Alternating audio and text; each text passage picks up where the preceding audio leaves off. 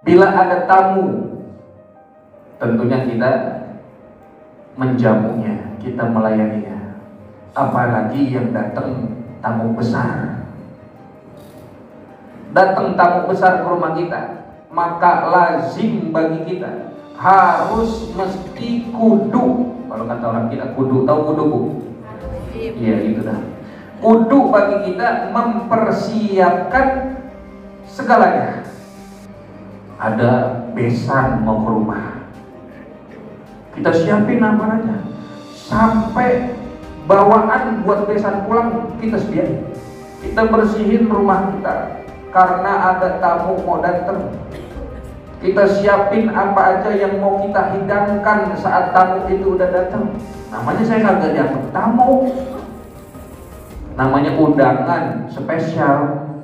Dijamu, dilayani, kalau perlu dijemput, betul gak? Dikawal, pulang dikasih hadiah, pulang dikasih hadiah, pulang dikasih hadiah. Didengar gak pengurusnya? Ya Pak ya, namanya undangan dijemput, dikawal, pulang dikasih hadiah.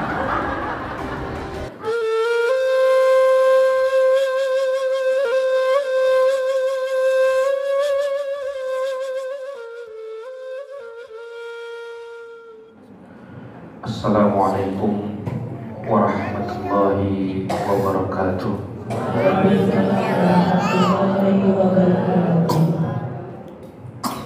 Alhamdulillah,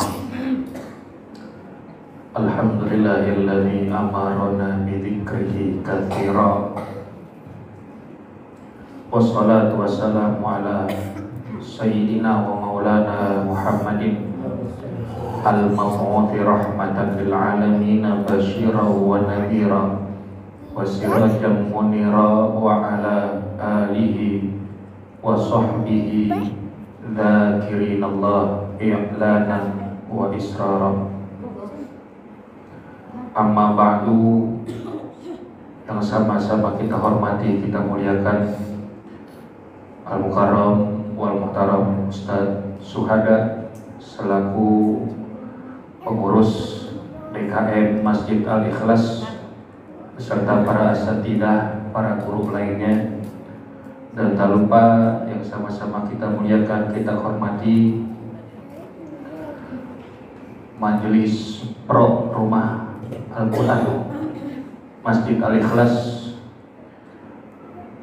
dan hadirin wal hadirat, muslimin muslimat, para ustazah khususnya. Mudah-mudahan hadirnya kita malam hari ini menjadi penyebab turunnya rahmat dan barokah dari Allah Subhanahu wa taala. Yang kita harapkan tentunya pulang dari tempat ini membawa ilmu yang bermanfaat. Allah Ta'ala ampunkan segala kita punya dosa, Allah Ta'ala mudahkan segala kita punya urusan, dan Allah jadikan keturunan kita minas shalihin wa shalihat, amin ya rabbal alamin.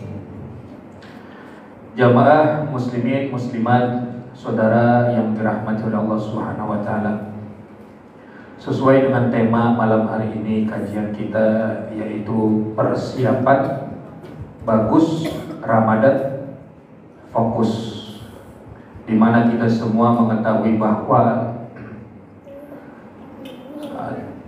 tersisa beberapa hari lagi kita akan kedatangan bulan suci Ramadan, bulan yang penuh dengan keberkahan, bulan yang penuh dengan ampunan Allah Subhanahu wa taala. Mudah-mudahan Allah Ta'ala panjangkan umur kita sehingga kita berjumpa dengan bulan suci Ramadan. Bapak Ibu yang dimuliakan oleh Allah, ada satu sabda Nabi kita Muhammad SAW yang diriwayatkan di dalam kitab Sahih Muslim dan juga Sahih Bukhari, bahwa dari Sayyiduna Abu Hurairah radhiyallahu ta'ala anhu mengatakan, qala Rasulullah sallallahu alaihi wasallam, Man kana yu'minu billahi wal yawmil akhir falyukrim dhaifahu. Sabda Nabi Muhammad SAW, siapa orang yang beriman kepada Allah, orang yang mengesahkan Allah Subhanahu wa ta'ala, dan dia juga beriman bahwa akan ada hari akhir, dia bertauhid bahwa hidup di dunia itu tidak selamanya, akan ada kehidupan akhirat. Siapa orang yang beriman kepada Allah, beriman kepada hari kemudian, hari akhir, fal yukrim dhaifahu, maka hendaklah dia memuliakan tamunya. Bila ada tamu, tentunya kita menjamunya, kita melayaninya. Apalagi yang datang tamu besar. Datang tamu besar ke rumah kita, maka lazim bagi kita, harus mesti kudu. Kalau kata orang kita kudu, tahu kudu bu? Iya gitu dah. Kudu bagi kita mempersiapkan segalanya. Apa aja kita siapin. Kalau yang datang tamu besar, dikabarin dari kampung, saudara pada mau datang ke rumah, kita langsung beberes, bebenah, nyuruh anak pergi ke pasar, beli ikan, beli sayur, apa aja kita siapin. Betul nggak? Ada besan mau ke rumah, kita siapin apa aja, sampai bawaan buat besan pulang kita sediain. Betul nggak bu? Ada yang udah punya besan? Hah? Belum. Kita bersihin rumah kita karena ada tamu mau datang. Kita siapin apa aja yang mau kita hidangkan saat tamu itu udah datang. Sampai mau pulang tamu tersebut, kita bagi hadiah buat dibawa pulang. Mulai dari kita bersihin apa aja yang ada, kabang-kabang, sampah, kotoran, karpet, kita gelar, kita sapu bersih, kita pel lagi, kita lihat masih kotor, kita pel lagi. Apa aja ada yang nyempil di sofa, di karpet, di meja tempat tamu, kita bersihin. Betul kan? Sampai meja kosong gini, bagus ada air nih, ada makanannya juga. Namanya menjamu tamu. Coba kalau gak ada apa-apa, cuma tisu doang, namanya saya kagak dianggap tamu. Namanya undangan spesial, dijamu, dilayani, kalau perlu dijemput, betul gak? Dikawal, pulang dikasih hadiah, pulang dikasih hadiah, pulang dikasih hadiah. Ini denger gak pengurusnya? Ya Pak ya? Namanya undangan, dijemput, dikawal, pulang dikasih hadiah.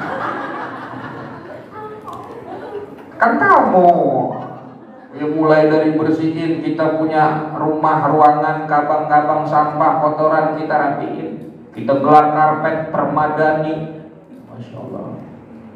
Apalagi presiden yang datang, RT aja mau ke rumah RT, bikinin teh manis, tawarin kopi. Kamu kalau RT nggak ditawarin kopi, ngambek RT. Itu dia bu, kita persiapkan segalanya untuk menyambut tamu, apalagi tamu agung, tamu yang besar. Kita bebenah, kita bebersih. Demikian juga orang Islam, muslimin, muslimat, menyambut kedatangan tamu yang agung, bulan suci Ramadan. Kita harus bebenah diri kita. Ramadan itu syahrun azim, kata Nabi, bulan yang agung. Syahrun mubarak, bulan yang penuh dengan keberkahan, yang diagungkan oleh manusia yang agung, yang manusia tersebut diagungkan oleh Allah yang maha agung. Maka bulan tersebut diagungkan oleh manusia yang agung, yang diagungkan oleh yang maha agung. Maka tidak akan ada seorang pun yang mengetahui keagungan seberapa besarnya bulan tersebut. La ya'lam qadrahu illa huwa, gak bakal ada yang tahu kadar keagungan keutamaan bulan Ramadan kecuali Allah Subhanahu wa taala. Kata Nabi Muhammad SAW, diriwayatkan oleh Imam Ahmad, qad ja'akum Ramadan, telah datang kepada kalian bulan Ramadan, syahrun mubarak, bulan yang berkah. Iftaradallahu alaikum, Allah mewajibkan kepada kalian siyamahu, puasa di bulan Ramadan. Tuftahu fihi abwabul jannah, yang mana pada bulan tersebut dibuka pintu-pintu surga. Wa yuqlaqu fihi abwabul jahim, ditutup segala pintu api neraka Allah. Pintu surga dibuka, pintu neraka ditutup. Bulan apa tuh? Bulan apa tuh? Bulan Ramadan. Bulan yang lain cuma di bulan Ramadan. Wa tughallu fihi syayatin, setan-setan dirantai, dikandangin. Kalau dikandangin tuh kagak boleh keluar setan-setan. Manusia sekarang ada aja kayak setan. Ya Bu ya, gangguan kita bukan cuma setan berbentuk jin, setan berbentuk manusia juga banyak. Bulan Ramadan apalagi. Fihi lailatun khairum min alfi syahr. Di bulan Ramadan juga ada satu malam yang lebih baik daripada 1000 bulan. Maka bulan yang agung, bulan Ramadan tuh, bulan istimewa, bulan yang berkah. Mau tahu berkahnya Ramadan tuh? Berkahnya bulan Ramadan tuh nyari duit gampang. Jangankan urusan akhirat pada bulan Ramadan, urusan dunia gampang di bulan Ramadan. Yang gak biasa dagang es, dia dagang es. Ya Pak. Yang gak biasa dagang gorengan, dia dagang gorengan. Duit gampang. Yang penting ada, digubet pakai daun pisang, lontong. Gak biasa bikin, pas dibuka benyek. Semua pedagang dadakan banyak, nyari duit gampang, minta sama laki, bahasanya THR, gampang.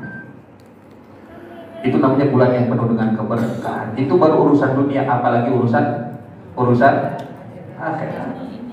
Maka Ramadan datang sebagai tamu, dan perlu kita ketahui, yang namanya tamu tidak selamanya menghampiri. Yang namanya tamu akan pergi meninggalkan kita. Betul gak? Ada gak tamu nginep setahun? Tanya Pak RT, ada Pak RT.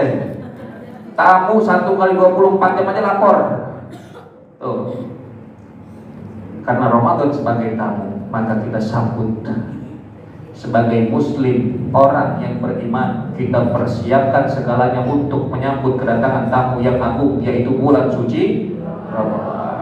Cuma sesuai judul kita, persiapan yang bagus. Apa yang bagus yang untuk kita persiapkan demi menyambut kedatangan bulan Ramadan?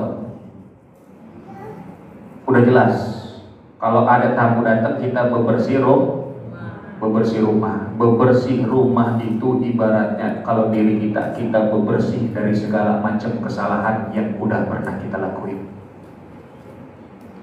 Kita sucikan diri kita dari segala macam perbuatan maksiat, dosa yang udah kita pernah perbuat. Yang namanya bebersih, Saya mau tanya sama ibu-ibu, tamu udah datang baru beres, apa tamu belum datang udah beres? Ada. Sebelum datang kita bersih-bersih. Ada nggak tamu udah datang kita sapu? Ada nggak begitu? Nggak ada. Tamu udah duduk, taruh lubang, saya mau pel. Nggak ada, Pak. Betul. Yang namanya bebersih itu sebelum datang. Maka sebelum datang bulan Ramadan, kita bertaubat kepada Allah Subhanahu wa taala. Kita sucikan diri kita, bersihkan hati kita dari segala macam perbuatan dosa dan juga maksiat kita kepada Allah yang sudah pernah kita lakukan selama 1 tahun sebelumnya. Kita taubat, kita banyakin istighfar. Taubat itu adalah kunci dari segala kebahagiaan. Fattaubatu miftahun likulli sa'adah. Taubat itu kunci kebahagiaan. Orang mau senang, deketin Allah. Orang mau bahagia, deketin Allah. Orang mau gembira hidupnya, takwa dijalanin. Perintah Allah kerjain, larangan Allah dijauhin. Jadi Bu, langkah awal supaya kita bisa mempersiapkan datangnya bulan Ramadan, kita bertobat kepada Allah Subhanahu wa taala. Apa itu taubat? Taubat itu artinya kembali. Kita kembali pada Allah Subhanahu wa taala, menyadari apa yang sudah terlewat, keteledoran kita, maksiat yang udah kita lakuin, dosa selama ini apa aja. Dari mulai ucapan, mata, telinga kita, tangan, kaki yang udah kita lakuin, dari perbuatan buruk, maksiat kita pada Allah, kita bertobat, kita banyak istighfar kepada Allah Subhanahu wa taala. Apa pentingnya tobat? Assalamualaikum. Assalamualaikum. Jawab salam. Mudah-mudahan yang jawab salam panjang umur. Ibu-ibu yang jawab salam tambah cantik. Nenek-nenek yang amin. Apa pentingnya taubat, Bu? Malam ini saya bagi 2. Ada 2 pentingnya bertobat kita kepada Allah Subhanahu wa taala. Yang pertama, li ajri taufik fil ibadah. Agar kita diberi kemampuan oleh Allah Subhanahu wa taala untuk mengisi hari-hari pada bulan Ramadan dengan ibadah dan ketaatan kita pada Allah Subhanahu wa taala. Kita butuh kekuatan untuk ibadah. Kita butuh pertolongan Allah untuk melaksanakan ketaatan.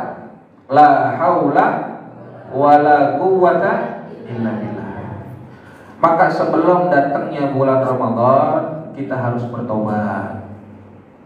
Ada satu kisah di dalam kitab Ihya Imam Al-Ghazali.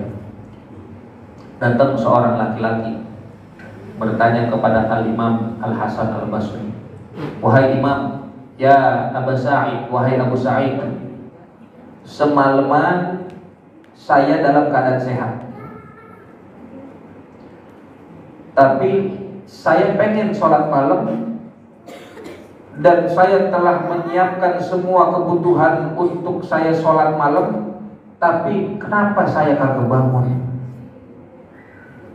Padahal badan saya sehat, semua udah saya siapin buat sholat, buat ibadah pada malam hari, tapi kenapa saya nggak bangun?"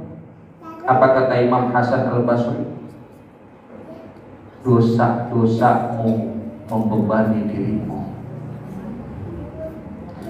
Jika kamu tidak kuat beribadah pada malam hari, idza lam taqwa fi qiyamil lail, gak kuat kita buat sholat malam, fa'lam, maka ketahuilah, anna dzunub qad qabbalatka, yang namanya dosa udah ngebebanin dirimu. Dosa udah ngebebanin pundakmu. Lantaran dosa kamu jadi susah buat ibadah.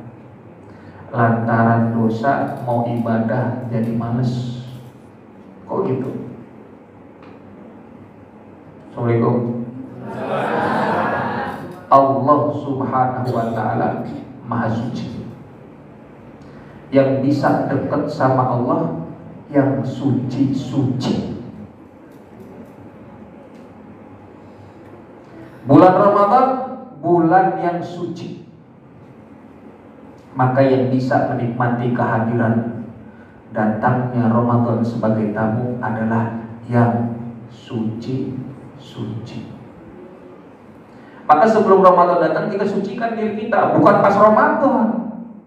Sebelum Ramadan datang kita sucikan diri kita, kita bertobat kepada Allah. Kita menyadari segala macam keteledoran, kesalahan kita. Selama sebelum datangnya Ramadan, apa saja yang sudah kita perbuat macam dosa, kita mohon ampun kepada Allah Subhanahu wa taala. Al-Quran cuma boleh dipegang sama orang yang suci. Ada perempuan haid boleh nyentuh Al-Quran? Ada? Ada nggak? Bacanya boleh nggak? Baca dulu nggak boleh. Kecuali tujuannya doa, ngajar. Kalau nggak boleh ya ngajar. Udah kesian anak muridnya, 7 minggu nggak ada yang ngajar, ustazanya lagi menstruasi. Ya Pak ya, perek mulu. Al-Quran cuma boleh dipegang sama orang yang suci. Ramadan juga bulan yang suci. Dan yang bisa mendapatkan keutamaan bulan Ramadan hanyalah yang suci. Maka itu pentingnya kita bertobat kepada Allah, mensucikan diri kita dari segala macam perbuatan dosa dan juga maksiat, agar kita diberikan kemampuan untuk ibadah, sehingga kita mendapatkan keutamaan bulan Ramadan. Jadi ingat Bu, yang pertama apa yang kita lakuin? Apa pentingnya taubat? Yang pertama, agar kita diberikan kemampuan untuk beribadah. Karena hanya yang suci yang bisa dekat kepada Allah yang maha suci. Kenapa Isra Mi'raj? Nabi dari Mekah ke Madinah ditemenin, dikawal sama malaikat Jibril sama Mikail. Kan Nabi diundang. Nabi nggak tahu. Nabi lagi rebahan, Nabi lagi tidur. Tahu-tahu datang malaikat Jibril sama malaikat Mikail. Karena Isra Mi'raj ini maunya Allah, bukan maunya Rasul. Maunya Allah. Jadi Nabi Muhammad diundang. Kalau Nabi Muhammad diundang, dijemput pakai burung, dikawal sama malaikat, nyampe ke Madinah, nyampe ke Masjidil Aqsa. Dari Masjidil Aqsa terus nembus sampai ke langit. Nah cuman udah di langit, udah di Sidratul Muntaha, Rafa Haziratul Qudus, mau nemuin Allah, malaikat Jibril gak boleh ngikut. Malaikat Jibril gak ngikut. Sekalinya mau ngikut mental karena kena pantulan cahaya Allah, gak kuat malaikat Jibril. Kenapa Nabi Muhammad sendiri nemuin Allah? Tuh isyarat pelajaran buat kita. Kalau kita mau dekat sama Allah, jangan ngajak-ngajak orang lain. Kalau kita mau dekat sama Allah, jangan bawa-bawa orang lain. Dengar Bu? Hah? Kalau mau dekat sama Allah sendirian, jangan ngajak-ngajak orang lain. Mau dekat sama Allah, sholat, belakang ada laki, wajahnya usuk banget sholatnya, belakangnya ada laki. Mau sedekah biar dilihat orang, mau puasa bibirnya dikering-keringin, badannya dilemes-lemesin biar dilihat sama orang.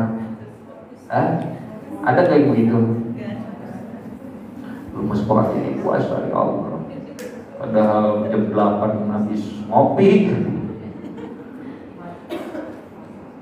Jadi segala apapun ibadah yang kita lakukan, kita sebenarnya gak mampu, dan kita minta kepada Allah kemampuan dan kekuatan itu untuk ibadah, melaksanakan ketaatan. Dengan apa caranya? Dengan kita bertobat, mendekatkan diri kepada Allah. Dan ngedeketin diri itu bisanya cuma sendiri. Kalau ngajak-ngajak orang lain, sholat duha, di hatinya masih ada tentang dunia.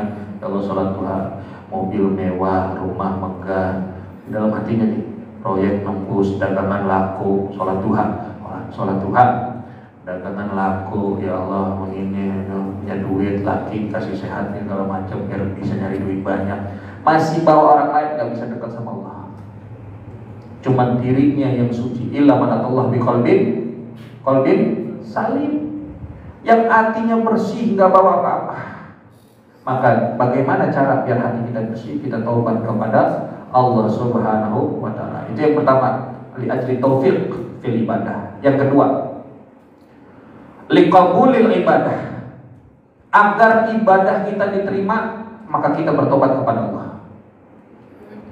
Kita minta ampun, istighfar kepada Allah, bertobat kepada Allah. Tujuannya apa? Agar ibadah kita diterima. Dari mulai melek mata kita, sampai merem lagi, melek lagi, merem lagi, melek lagi, merem lagi.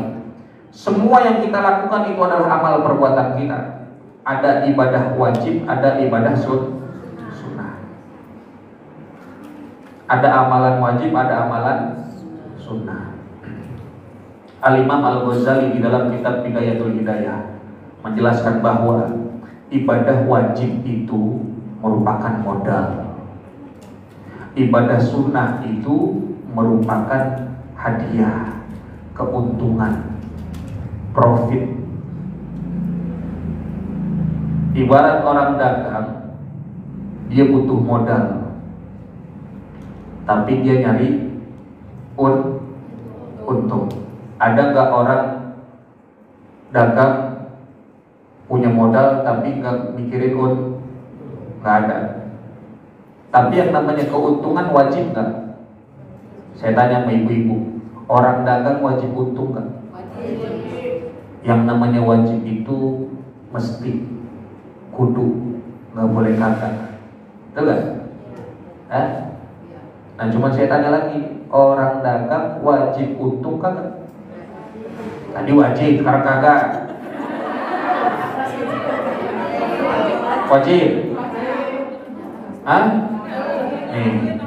Kalau yang wajib itu kan artinya mesti, kudu. Ada nggak orang dagang rugi? Tadi katanya wajib untung. Gimana sih Pak? Wajib untung apa enggak orang dagang? Ada yang rugi enggak? Gimana sih? Kalau wajib itu kan harus, nggak boleh enggak. Berarti kan enggak ada yang rugi. Ada nggak yang rugi kenyataannya? Ini nih yang bikin tukang dagang stres. Kenapa saya katakan stres? Karena dia memasukkan harapan ke dalam ranah kepastian. Yang namanya wajib pasti nggak Bu? Yang namanya wajib pasti nggak? Kalau harapan?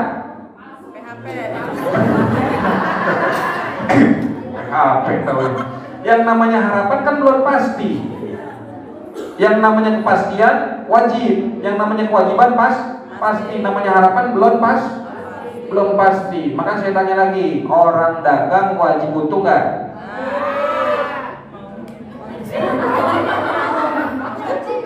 Bapak Ketua DKM pengurus Masjid Al-Ikhlas, ternyata ibu-ibunya di sini ada 2 mazhab. Ada yang bilang wajib, ada yang bilang nggak wajib. Pertama dia bilang wajib, karena keder. Sekarang ada yang bilang nggak wajib. Jadi sebenarnya wajib apa enggak Bu? Nggak wajib. Karena itu masuk ke dalam ranah harapan. Jangan memasukkan harapan ke dalam ranah kepastian. Ini belajar tauhid dikit ya. Manusia wajib bahagia apa enggak? Manusia hidupnya wajib bahagia enggak Pak? Ada nggak yang susah? Ada yang nggak belangsak? Banyak di sini. Berarti bahagia wajib nggak? Enggak. Karena bahagia itu harapan.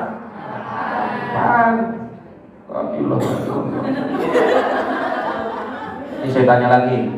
Ini kan bukan pasar nih. Gak apa-apa saya ngomongin dagang ya. Kalau kita dagang, Allah kasih untung, senang gak kita? Yang ngasih keuntungan siapa? Yang dagang siapa? Yang ngasih keuntungan? Senang gak? Kita dagang, rugi. Yang ngasih rugi siapa? Kita senang gak? Berarti kita gak senang sama siapa?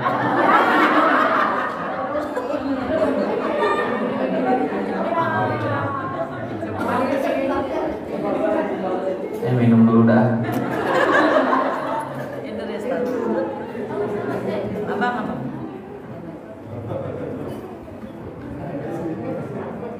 Berantakan ini mah. Ahlan Ustaz, maafin saya lagi nanya ini ibu-ibu. Orang dagang untung seneng gak? Yang ngasih untung siapa? Berarti seneng sama siapa? Orang dagang rugi, yang ngasih rugi siapa? Seneng gak? Berarti gak seneng sama siapa? Makanya Bu, yang jadi harapan jangan dijadikan kepastian. Itu ya. Nah, ibadah wajib itu modal. Ibadah wajib itu modal utama bisa masuk sorga. Ibadah sunnah itu hadiah, keuntungan bagi orang dagang yang bisa ngangkat derajat kita di sorga, yang nentuin derajat kita di sorga, pangkat tingkat kita di sorga. Ibadah sunnah. Jadi ibadah sunnah itu hadiah. Kita kerjain dulu yang wajib, baru yang sunnah. Ibu-ibu yang masih pernah ada puasanya belum dibayar, mumpung masih ada sempat bayar, wajib nggak tuh? Wajib. Jangan ngerjain yang sunnah dulu. Ibu minjem duit sama saya 10 juta. Banyak duit saya, tanya. Ibu pinjam duit sama saya 10 juta, baru balikin 5 juta. Pas saya tagih nih, ibu bilang gak ada. Ustaz, saya kasih hadiah aja dulu ya.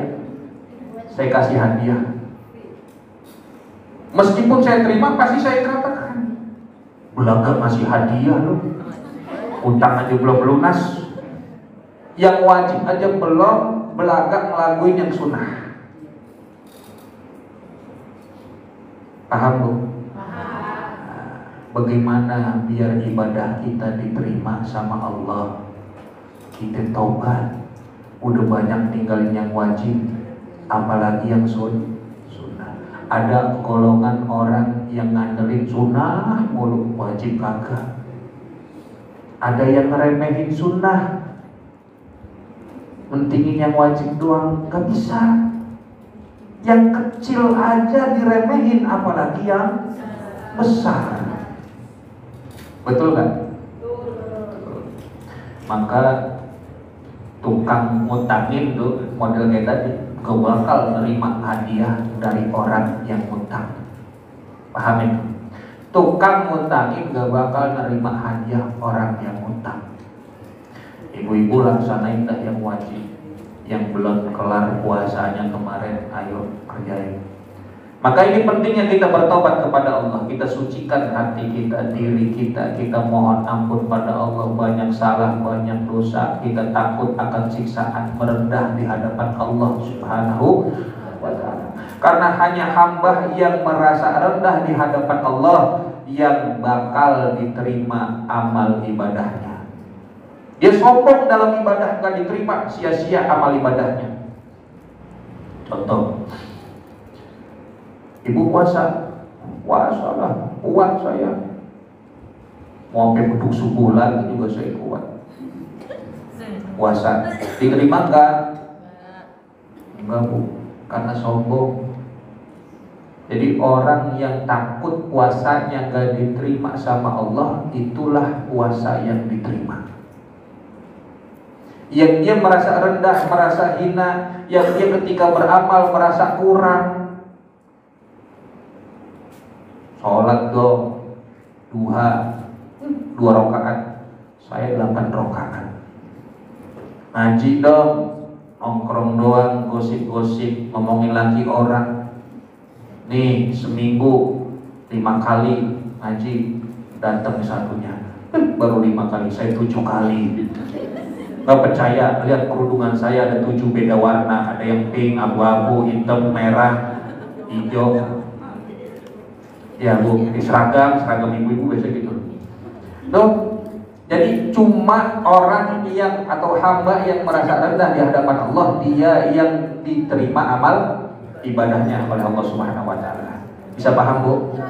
Bisa dipahami? Amal yang diterima oleh Allah adalah amal orang-orang yang bertakwa. Karena orang-orang yang bertakwa selalu memandang bahwa amal ibadahnya itu penuh dengan kekurangan, penuh dengan aib. Ngerasa sholatnya belum benar, ngerasa puasanya belum benar, itulah ibadah yang diterima sama Allah. Bukan yang dia ngerasa benar, dia ngerasa kuat, dia ngerasa dirinya paling baik, percuma ibadahnya sia-sia. Kenapa? Karena ada sifat ujub di dalam hatinya. Karena dia bisa ibadah atas karunia Allah, pertolongan Allah, kekuatan taat kita bisa lakuin karena Allah yang berikan, bukan karena dirinya. Nih, ibu punya anak 2, yang satu pinter banget, ranking antuk mulu di sekolah. Pokoknya gurunya sampai banggain. Ditanya sama orang, itu anak ibu? Oh iya. Siapa dulu ibunya? Ada kayak begitu? Yang kedua, dia punya anak, melawan mulu sama orang tua, sekolah bolos mulu. Ditanya sama orang, itu anak ibu? Nasib Bu, nasib. Nasib kalau udah nasib berarti takdir. Kalau udah takdir balik ke siapa? Giliran bagus siapa dulu ibunya, giliran jelek baliknya ke Allah. Ada kayak begitu di sini? Nggak ada ya, alhamdulillah. Namanya Masjid Al-Ikhlas, semua orang ikhlas. Ya, ikhlas yang diundang ikhlas juga. Tuh, kemudian berarti pentingnya taubat yang kedua itu agar ibadah kita diterima. Semua orang kan pengen mendapatkan kemuliaan Ramadan. Maka itu langkah awal kita taubat kepada Allah. Kita bebersih diri kita terima, kita sambut kedatangan tamu agung yang mulia, yaitu bulan suci Ramadan. Nggak bakal ada jalan yang lain untuk mendapatkan Ramadan yang terbaik, melainkan kita kudu tahu apa yang terkandung di dalam bulan Ramadan. Maka yang kedua, selain kita bertobat, kita mesti tahu apa aja yang terkandung di dalam bulan Ramadan. Ini apa Bu? Ini apa? Handphone ya, ini HP. Jika HP ini, HP yang paling mahal HP apa? iPhone berapa? Mahal tuh ya. Kalau HP itu dikasih sama anak yang umur 1 tahun, HP kita kasih sama anak umur 1 tahun, dibuat apa HP itu? Dibuat game mainan. Paling kagak dilempar-lempar, dicot-cot, diisep-isep. Kenapa? Karena dia belum nggak ngerti, dia nggak tahu. Coba kalau ibu dikasih HP iPhone sama lakinya, bisa nggak manfaatinnya? Bisa nggak ngehargainnya? apalagi dikasih sama laki, dijaga, jatuh lecet dikit, dielak, ya Pak ya, dibeliin pelindung, diplastikin lagi.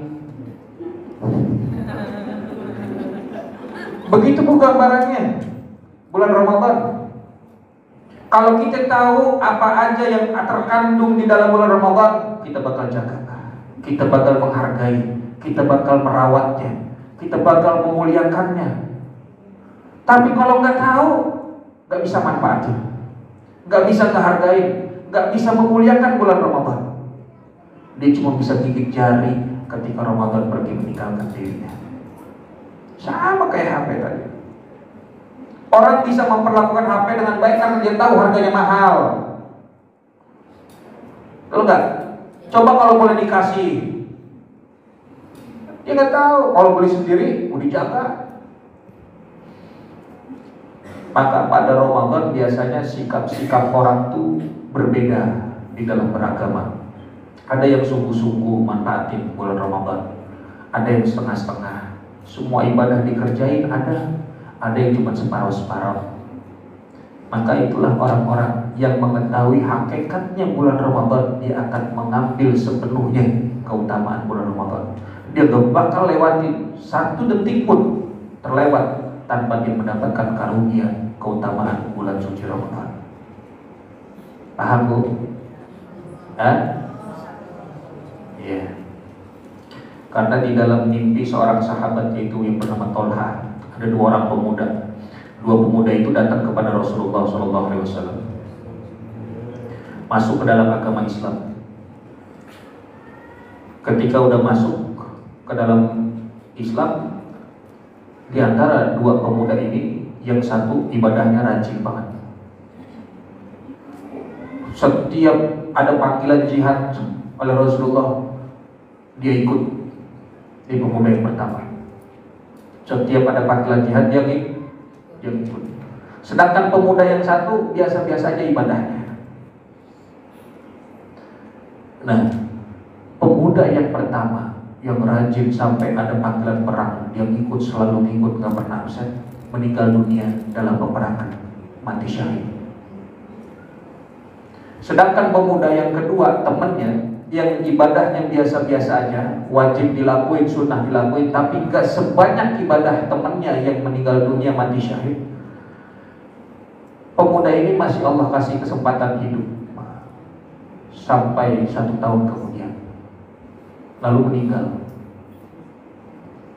dalam keadaan biasa-biasa aja meninggalnya, nggak mati syahid. Tolha bermimpi. Di dalam mimpi Tolha berjumpa dengan dua pemuda tersebut, yang di depannya ada satu pintu.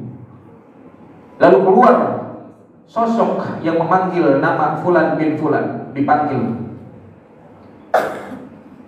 duluan pemuda yang mati syahid, dipanggil duluan pemuda yang hidupnya biasa-biasa aja. Dia masuk surga. Baru keluar lagi malaikat pemuda yang mati syahid masuk ke dalam surga, dipanggil. Ketika dibuka lagi pintu, tinggal Tolha sendirian. Tolha itu belum waktunya pulang. Pulang dia bangun dan tidur, dia kaget. Kenapa dia kaget? Dia terheran-heran dalam mimpinya. Kok bisa yang masuk surga duluan tuh, yang meninggal dunia biasa-biasa aja? Padahal setahu dia orang yang mati syahid harusnya masuk dulu surga duluan. Betul nggak? Betul nggak? Orang yang mati syahid masuk surga tanpa hisab, masuk duluan. Kok ini yang meninggal dunia biasa-biasa aja masuk surganya duluan? Dia cerita ke para sahabat yang lain. Akhirnya dibawa kisah itu ke hadapan Rasulullah. Ya Rasulullah, diceritakan oleh Tolha. Apa kata Rasulullah? Bukankah pemuda yang kedua tersebut masih hidup 1 tahun lagi? Betul ya Rasulullah. Tapi kan yang mati syahid harusnya masuk surga duluan. Tapi pemuda yang kedua yang meninggal dunia biasa-biasa aja, Allah berikan kesempatan 1 tahun hidup lagi, ia menemui bulan suci Ramadan. Maka derajatnya pemuda yang kedua yang dia menemui bulan suci Ramadan dibandingkan pemuda yang pertama, dia mati dalam keadaan syahid tapi tidak berjumpa dengan bulan Ramadan, derajatnya antara langit dengan bumi. Jauhnya Bu begitu. Kita sekarang, dulu tahun lalu bulan Ramadan puasa masih ada orang samping kita, siapa yang bareng sama kita. Sekarang kita lihat mungkin udah nggak ada. Sekarang kita lihat ada di samping kita ibu fulan, bapak fulan. Boleh jadi di tahun yang akan datang nggak nemu. Oh, makanya manfaatin, ibarat kata ini Ramadan terakhir buat kita. Kita siapin diri kita, karena kita nggak tahu yang namanya umur. Bisa ibu duluan, saya belakangan, atau saya belakangan ibu duluan.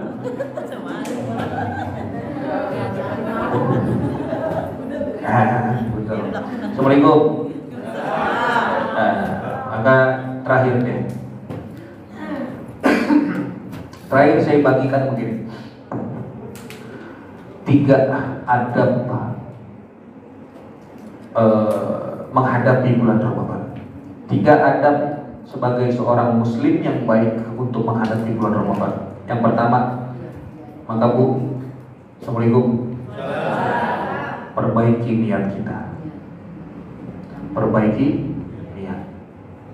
Karena setiap amalan yang kita lakukan itu dinilai bukan dari besarnya perbuatan, tetapi dinilai dari bagusnya niat kita. Innamal a'malu binniyat wa innamal likulli imri'in ma nawa. Sesungguhnya setiap amal perbuatan itu karena niatnya. Dan orang dapat dari apa yang dia niatkan, bukan dari apa yang dia kerjakan, bukan dari apa yang dia lakukan. Orang dapat hadiah bukan dari apa yang dia lakukan, tetapi dapat hadiah karena apa yang dia niatkan. Ada perbuatan baik tapi niatnya jelek, dapat pahala apa enggak? Dapat pahala apa enggak?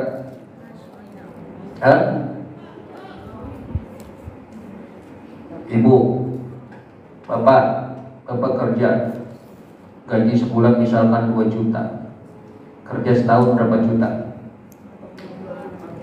Berapa? 24 juta. 2 tahun?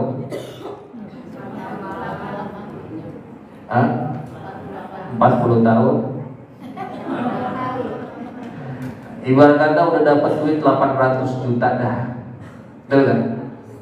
Ibaratnya 800 juta kita udah pegang. Kita bikin rumah, cakep nggak rumah 800 juta? Kita bangun rumah, cakep nggak? Terima kasih. Kita dapat bikin rumah 800 juta tuh. Setelah kita bikin rumah, cuma dapat seminggu rumahnya kebakaran, habis ludes, kemakan sama api.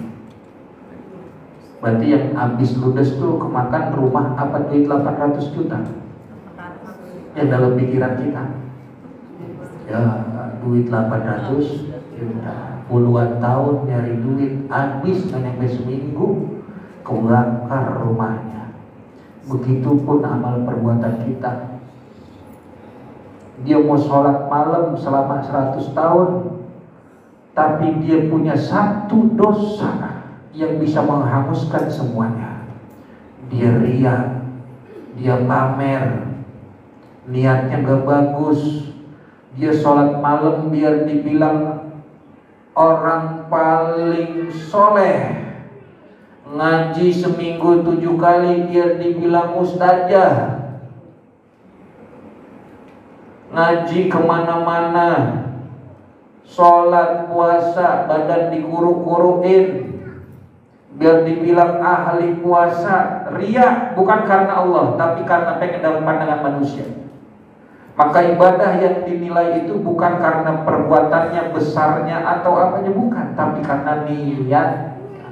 Maka di bulan Ramadan ini kita niatkan, kita perbaiki niat kita. Ya semua karena Allah Subhanahu wa ta'ala. Nanti saya bagi bacaan niatnya, dibaca sebelum datangnya bulan Ramadan. Kalau baca di sini kepanjangan, ntar saya kirim aja ke siapa yang tadi WA saya Ibu anak, ya saya WA, kasih ke ibu-ibu bacaan ya, tadi baca, ya, dan dibaca, ya. Ya Pak ya, Bapak boleh juga juga dibaca ya Pak ya. Niatnya istiqbal untuk menghadapi bulan Ramadan. Ya gampangnya kita kalau mau niat, kita niatin, ya Allah saya niat menghadapi bulan Ramadan ini sebagaimana yang diniatkan oleh ulama-ulama soleh terdahulu. Itu Bu. Jadi nggak pusing-pusing. Saya niat puasa tahun ini sebagaimana yang diniatkan oleh orang-orang soleh terdahulu. Itu udah cakep begitu. Yang kedua, setelah memperbaiki niat, memperbanyak ibadah. Sebelum datangnya bulan Ramadan, jangan saat Ramadan doangan ibadahnya dibanyakin. Tapi dari sebelum datangnya bulan Ramadan, ibadah udah dibiasain, ibadah udah dibanyakin. Kenapa? Karena kita agar terbiasa melakukannya pada bulan Ramadan. As-Sayyid Muhammad bin Alwi bin Abbas Al-Maliki mengatakan bahwa man awwada nafsahu fihi bil ijtihad faza fi Ramadan bi husnil i'tiyad. Siapa saja orang yang dia berupaya membiasakan dirinya bersungguh-sungguh dalam beribadah di bulan Sya'ban, niscaya ia akan menuai kesuksesan, keberhasilan, kemenangan dengan dia melakukan kebaikan-kebaikan pada bulan Ramadan. Jadi kalau nggak biasa ngelakuin kebaikan di bulan sebelumnya, nggak bakal terbiasa, nggak ada keinginan untuk melakukan di bulan selanjutnya. Maka kita biasakan di bulan Sya'ban ini perbanyak ibadah supaya di Ramadan kita bisa terbiasa. Ya Bu. Yang ketiga terakhir, memperbanyak sedekah.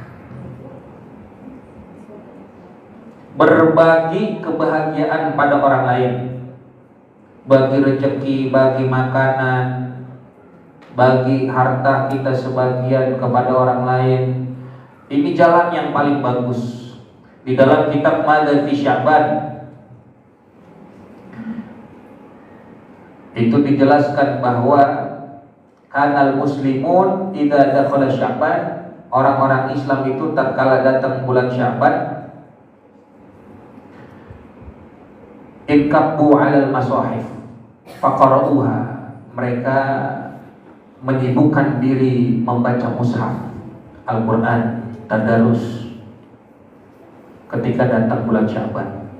Jadi dimulai dari bulan Sya'ban mereka menyibukkan diri untuk tadarus Al-Qur'an.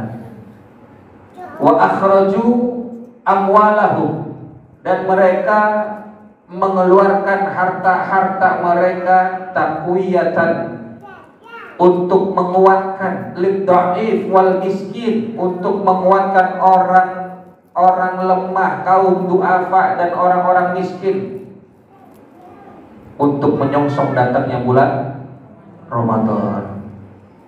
Jadi dua amalan tuh di dalam kitab Madati Sya'ban. Orang-orang terdahulu, ulama-ulama kita, di saat datang bulan Sya'ban mereka sudah membiasakan diri, menyibukkan dirinya dengan baca Al-Quran dan menyedekahkan sebagian hartanya. Jadi mulai berbagi-bagi itu dari bulan Sya'ban. Jadi itu. Nah, di antara dua amalan itu sama-sama datangin manfaat, tapi ada bedanya. Apa bedanya? Apa bedanya? Kalau baca Quran manfaatnya cuma kita doang yang rasain. Tapi kalau kita sedekah, bukan cuma kita yang merasakan manfaatnya, tapi orang lain juga kebagian manfaatnya. Orang lain juga senang dibagi beras, orang dibagi duit senang. Senang gak Bu? Coba kalau saya bagi duit ibu 50.000, senang gak? Benar. Coba ibu bawa ke Indomaret duit 50.000, dapat apaan? Kurang gak? Kurang gak? Kurang. 50.000 ke Alfamart, kurang dong. Tapi masih mau lagi nggak?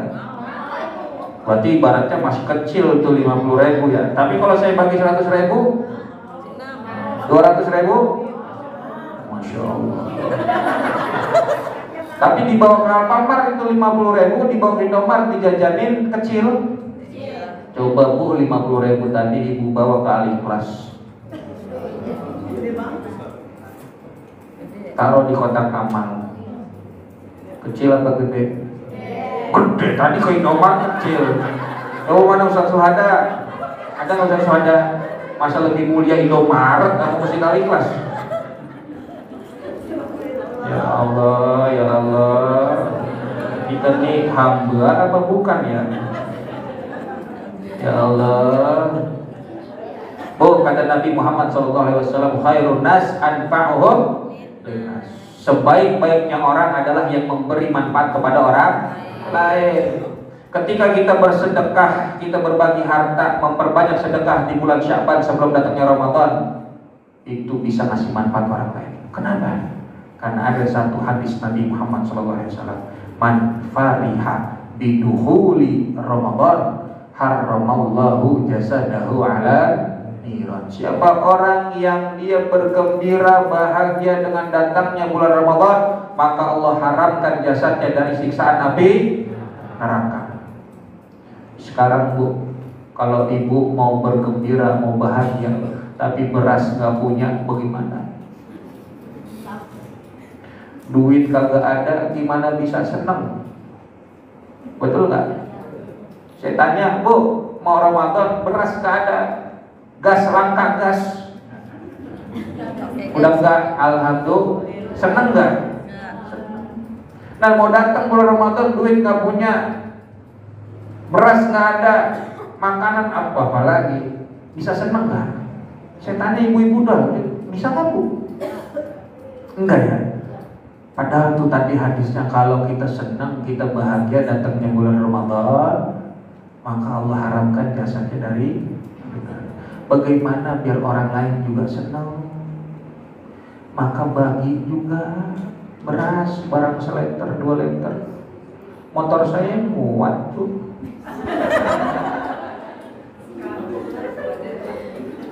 Ya saya nggak minta.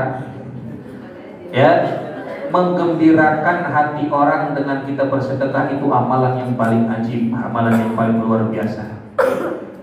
Di dalam kitab Al-Aqiyatul Hadiyah, Al-Imam Al-Habib Ali bin Hasan Al-Attas dijelaskan bahwa man adkhala ala mu'minin surura, siapa orang yang bikin bahagia muslim yang lainnya, khalaqallahu ta'ala min dzalika surur sab'ina alfa malakin yastaghfiruna lahu ila yaumil qiyamah. Orang yang bikin bahagia hati orang muslim lainnya, maka Allah ciptakan dari satu kebahagiaan itu 70.000 malaikat.